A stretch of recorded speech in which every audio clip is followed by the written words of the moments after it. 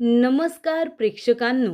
ठरलं तर मग या मालिकेच्या येणाऱ्या भागामध्ये जबरदस्त असा ट्विस्ट येणार आहे. तर प्रेक्षकांनो, येणाऱ्या भागामध्ये अर्जुन आणि सायली यांचा वाढदिवस आहे.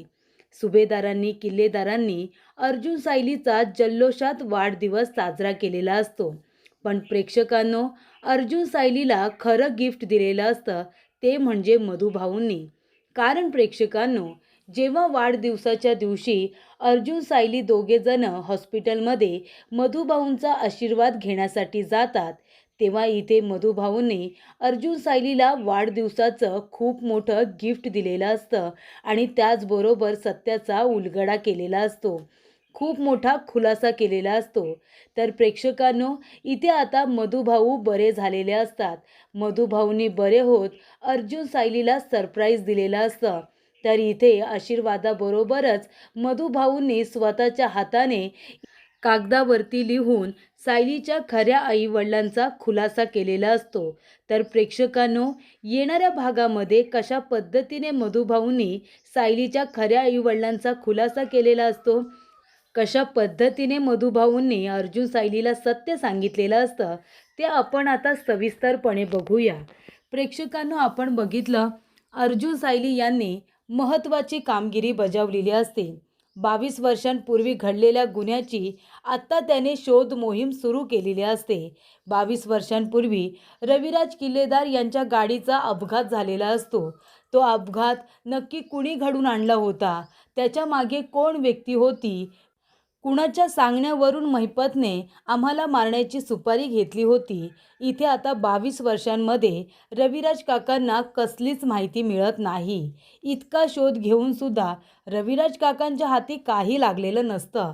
पण प्रेक्षकांनो, 22 वर्षानंतर का होईना, पण आता अपघाताचं रहस्य बाहेर आलेलं असतं. अपघाताच्या मागे महिपत शिखरे हा तर आहेच, पण महिपत शिखरेने हे सगळं कुणाच्या सांगण्यावरून केलं, हे सुद्धा आता अर्जुन शोधून काढण्याचा प्रयत्न करत असतो. तर प्रेक्षकांनो, अर्जुन सायलीने आता महत्त्वाची कामगिरी बजावलेली असते.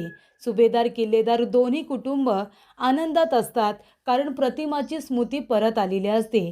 प्रतिमाला आता सगळं काही लख्ख आठवायला लागलेलं असतं, त्यामुळे ती सुद्धा खुश असते. तिच्या आयुष्यातला हा वाईट प्रसंग तिला ठळकपणे आठवत नव्हता, पण तो सुद्धा तिला आठवलेला असतो. त्यामुळे इथे प्रतिमासुद्धा आनंदात असते. त्या सगळ्याचं क्रेडिट सायली अर्जुनला देते. प्रेक्षकांनो, या सगळ्या धावपळीमध्ये अर्जुन सायलीचा वाढदिवस आलेला असतो आणि त्या दोघांच्याही लक्षात नसतं की वाढदिवस आहे ते. नंतर इथे सायलीला चाहूल लागते की अर्जुनचा वाढदिवस आहे. तेव्हा ती सकाळी उठून सगळ्यात आधी अर्जुनला इथे बर्थडे विश करते. अर्जुनसुद्धा तिला वाढदिवसाच्या शुभेच्छा देतो. आता सायलीचा खरा वाढदिवस तर कुणालाच माहिती नाही आहे, कारण का मधुभाऊंना ज्या वेळेला सायली भेटली होती, त्याच दिवशी मधुभाऊ तिचा वाढदिवस साजरा करत होते. कारण सायलीला तिचा खरा वाढदिवस कधी असतो हे ती विसरलेली असते म्हणून. तेव्हा प्रेक्षकांनो, अर्जुन सायली एकमेकांना विश तर करतातच, पण खाली आल्यानंतर संपूर्ण सुभेदार किल्लेदार एकत्र आलेले असतात आणि ते अर्जुन सायलीचा वाढदिवस खूपच छान पद्धतीने साजरा करतात. इथे त्यांच्या अंगावरती छान फुलांचा वर्षाव केला जातो आणि सगळेजण एकत्र हॅपी बर्थडे विश करतात. तेव्हा प्रेक्षकांनो, केक वगैरे आणलेला असतो. तेव्हा सायली आता औक्षण करायला घेते. ती आधी अर्जुनचं औक्षण करत असते. तेव्हा प्रेक्षकांनो, आता थोडा थोडा सायलीला सुद्धा आता थोडे थोडे प्रसंग आठवायला लागलेले असतात, पण तिला सुद्धा ठळकपणे काही आठवत नसतं. पण जे काही ती करत असते अर्जुनचं औक्षण, ते तिने लहानपणी सुद्धा कधीतरी केलं होतं असं तिला आता आठवायला लागतं. तेव्हा प्रेक्षकांनो, पुन्हा तिचं डोकं आता जड झालेलं असतं. तेव्हा अर्जुन म्हणतो की या दिवसांमध्ये सायलीला नेमकं काय होतं. गेल्या वर्षीसुद्धा याच दिवशी सायलीला चक्कर आली होती. तेव्हा प्रेक्षकांनो, अर्जुन आता विचार करत असतो की बरोबर याच दिवशी सायलीला चक्कर कशी काय येते आणि तिच्यासमोर असं काय येतं की ती इतकी पॅनिक होते आणि तिला चक्कर येते. तेव्हा इथे अर्जुन म्हणतो, बायको, आज तू कसलाही विचार करायचा नाही आहेस. आज तुझा आणि माझा, आपल्या दोघांचाही वाढदिवस आहे ना. आज आपण दोघेजण एकत्र वाढदिवस साजरा करूया. आपल्या कुटुंबाबरोबर, त्याचबरोबर मधुभाऊंकडे सुद्धा जाऊया. तेव्हा प्रेक्षकांनो इथे अर्जुन सायली सगळ्यांना मनापासून थँक्यू म्हणतात. दोघेजण एकत्र केक कट करतात. त्यानंतरला एकमेकांना भरवतात, आपल्या आईवडिलांना भरवतात. इथे आता वाढदिवसाला अश्विनसुद्धा उपस्थित असतो. प्रिया त्याला वाढदिवसासाठी जाऊ नकोस असं सांगत असते. ती म्हणत असते काही गरज नाही आहे अर्जुन सायलीच्या वाढदिवसाला जायची. पण इथे अश्विन मात्र थांबत नाही. अश्विन म्हणतो की वाढदिवसाला तर मी जाणारच आणि तो आता जाऊन दोघांनासुद्धा गिफ्ट देतो. तेव्हा इथे सायली आणि अर्जुनला खूपच जास्त आनंद होतो की अश्विन पुन्हा एकदा त्यांच्यामध्ये इन्व्हॉल्व झालेला असतो. त्यानंतर प्रेक्षकांनो घरातले सगळेजण एकक करून आता दोघांनाही गिफ्ट वगैरे देतात. तेव्हा अर्जुन म्हणतो तुम्ही सगळ्यांनी वेळात वेळ काढून आमच्यासाठी इतकं मोठं सरप्राईज प्लॅन केलं, आम्हाला इतकं छान गिफ्ट दिलं, त्यासाठी आम्ही दोघेही तुमचे आभारी आहोत. तेव्हा अर्जुन म्हणतो ममा मी आणि सायली मधुभाऊंना भेटून येतो, आज त्यांचासुद्धा आशीर्वाद घ्यायला पाहिजे ना. तेव्हा प्रताप काका म्हणतात की नक्की तुम्ही दोघेजणं जा, त्यांचा आशीर्वाद घेऊन या, मग आपण सगळेजण एकत्र जेवायला बसू. अर्जुन सायली सगळा बेत तुमच्या दोघांच्या आवडीचा असणार आहे, तुम्ही वेळेवरती या. तेव्हा अर्जुन म्हणतो आम्ही असे जातो आणि लगेच परत येतो. तेव्हा इथे अस्मिता म्हणत असते अर्जुन सायली लवकर या हां, मला तुमच्याबरोबर आज धम्माल करायची आहे. तेव्हा प्रेक्षकांनो अर्जुन सायली तर आता दोघेजण हॉस्पिटलला आलेले असतात. तेव्हा तिथे कुसुमताईसुद्धा असते. कुसुमताई त्या दोघांना वाढदिवसाच्या मनापासून शुभेच्छा देते. तेव्हा प्रेक्षकांनो इथे अर्जुन आणि सायली दोघेही मधुभाऊंचा आशीर्वाद घेतात. त्यानंतरला सायली जाते आणि मधुभाऊंना म्हणत असते की आज तुमच्या साऊचा आणि तुमच्या जावयाचा वाढदिवस आहे, आम्हाला दोघांनासुद्धा आशीर्वाद द्या मधुभाऊ, आमच्या पाठीशी खंबीरपणे उभे राहा. तेव्हा प्रेक्षकांनो इथे आता सायली खाली वाकलेली असते आणि मधुभाऊंना मिठी मारून ती आता रडत असते. तेव्हा मधुभाऊ आपले डोळे मिचकवतात आणि आशीर्वाद आहे असा तिला संकेत देतात. त्यानंतर प्रेक्षकांनो इथे आता सायली वाकलेली असताना मधुभाऊ हळूहळू आपला हात उचलतात आणि सायलीच्या डोक्यावरती ठेवतात. तेव्हा प्रेक्षकांनो इथे आता वाढदिवसाच्या दिवशी मधुभाऊंनी सायलीला जबरदस्त असं गिफ्ट दिलेलं असतं. मधुभाऊंच्या हाताची हालचाल सुरू झालेली असते. हे बघून आता सायलीला सगळ्यात जास्त आनंद झालेला असतो. म्हणजे निदान इथे आता मधुभाऊ हातांची तरी हालचाल करायला लागलेले आहेत. मधुभाऊ डोळे मिचकवायला लागलेले आहेत. म्हणजे फक्त ते आता बोलत नाही आहेत, पण ते लवकरात लवकर बरे होतील, त्यांच्या प्रकृतीमध्ये सुधारणा आहे असं आता डॉक्टरांनी सुद्धा सांगितलेलं असतं. तेव्हा प्रेक्षकांनो इथे आता मधुभाऊ आपल्या हाताच्या खाणाखुणा करत असतात. ते आता सायलीकडे पेन मागत असतात.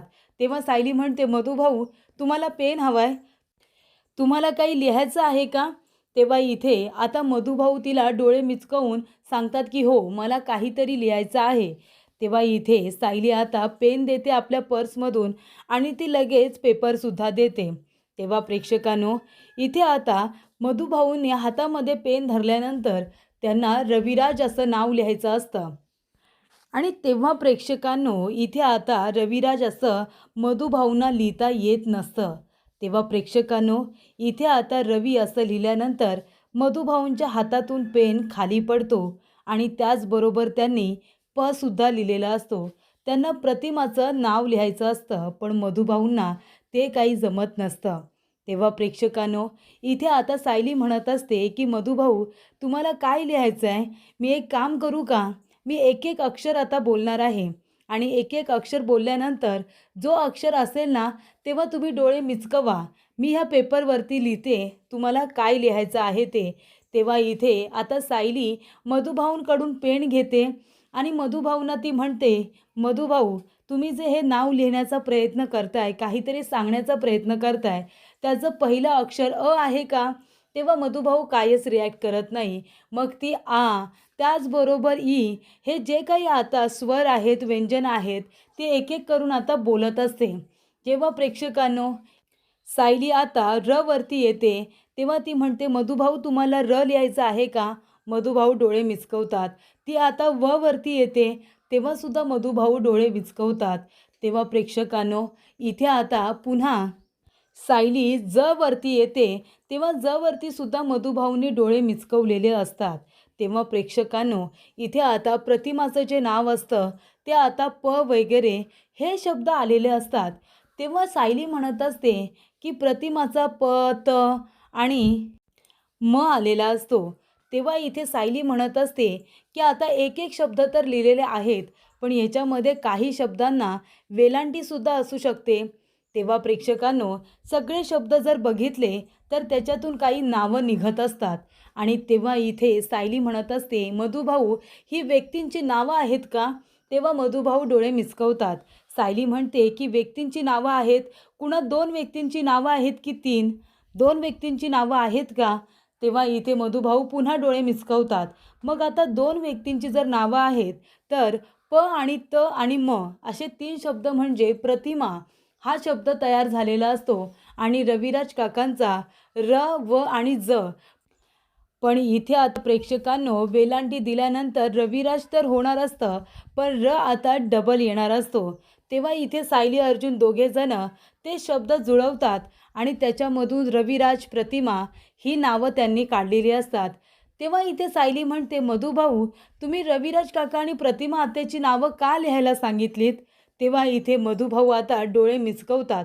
तेव्हा सायली म्हणते, म्हणजे तुम्हाला काय म्हणायचं आहे मधुभाऊ? तुम्हाला माझे आई-वडील कोण आहेत हे माहिती आहे.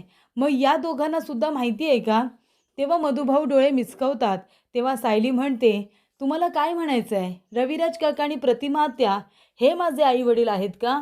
तेव्हा इथे मधुभाऊ आता डोळे मिचकावतात. त्यांच्या डोळ्यातून पाणी आलेलं असतं. शेवटीला मधुभाऊने इथे आता आजारी असूनसुद्धा, बेडरेस्ट असूनसुद्धा त्यांनी खाणाखुणा करून आपल्या डोळ्यांचा उपयोग करून सायलीपर्यंत सत्य पोहोचवलेलं असतं. तेव्हा सायली म्हणते, काय मधुभाऊ? इथे रविराज काका आणि प्रतिमा आत्या हे दोघेजण माझे आईवडील आहेत.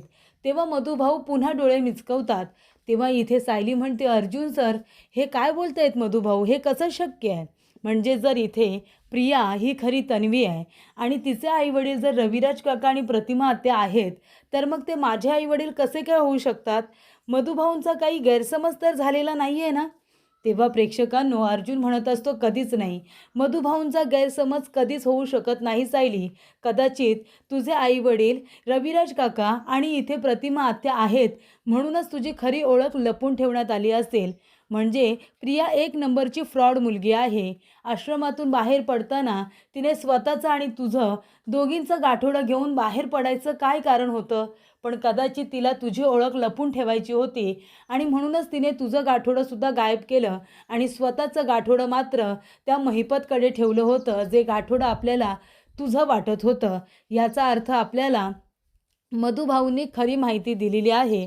तुझे आईवडील खरं तर सिनियर आणि प्रतिमा आत्याच आहेत. तर अशा रीतीने प्रेक्षकांनो, सायली अर्जुनच्या वाढदिवसाच्या दिवशी मधुभाऊंनी सायली अर्जुनला महत्त्वाचं गिफ्ट दिलेलं असतं. अर्जुनची खूप मोठी मदत केलेली असते. सायलीचे खरे आईवडील कोण आहेत हे शोधून शोधून अर्जुन अडचणीत सापडलेला असतो. पण शेवटीला मधुभाऊंनी त्याची अडचण दूर केलेली असते.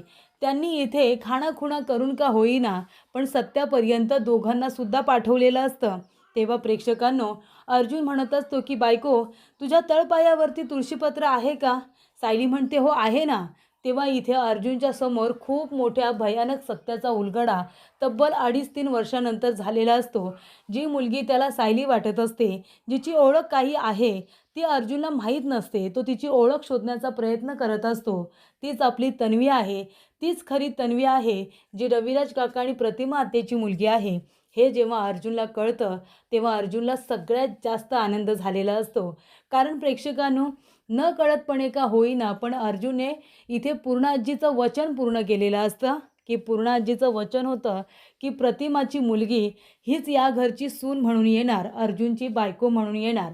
तर इथे अर्जुनने ते वचन मोडलंय असं सगळ्यांना वाटत असतं. पण प्रेक्षकांनो, शेवटीला इथे अर्जुनने वचन पाळलेलं असतं. उलट त्यानेच इथे पूर्णाजीचं वचन पूर्ण केलेलं असतं सायलीबरोबर लग्न करून.